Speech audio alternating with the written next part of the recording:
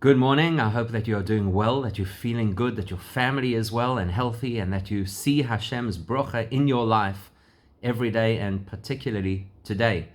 I think everybody is coming to the consensus that 2020 will go down in history as an incredibly strange year, where a lot of the time we felt totally uncertain about what's going to happen next and what's happening locally, what's happening in the rest of the world. It's bizarre. It feels almost like we're living in some kind of alternative reality.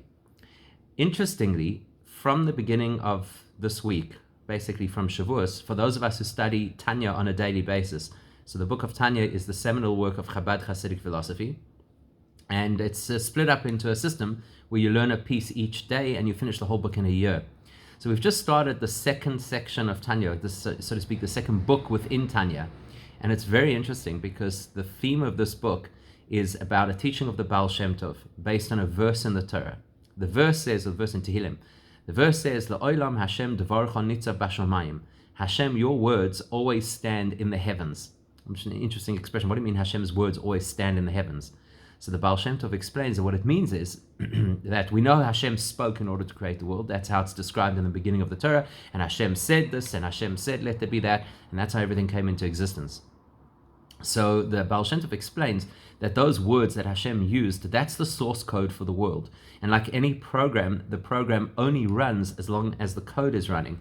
So when it says that Hashem's words stand in the heavens, what it really means is that Hashem didn't once upon a time, some 5,000 odd years ago, say, let there be a world or let there be light, etc.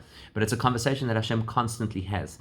Hashem's constantly running the source code of the world. He's constantly repeating those words which form the basic structural integrity of the whole of existence. And effectively, what the Alter Rebbe then explains during this piece of Tanya is that that tells us that Hashem is never divorced or aloof from the world. You know, people often think, does Hashem know what I'm going through? Does Hashem appreciate how difficult it is, and so on and so forth? And there's all kinds of explanations, you know, that Hashem is compassionate and is our Father.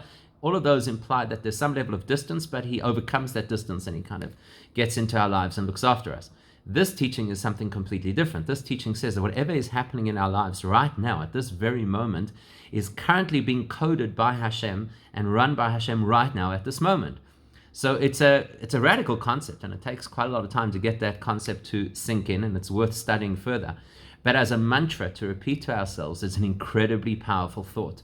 Right now, whatever is happening to me in my life right now is being run by the source code that Hashem is inputting into my life right now. Not from a distance, not even as a loving father, but as someone who is intimately involved in every single step of what's going on in my personal life, in communal life, and in the world at large. So we're not adrift and afloat, and we're not abandoned.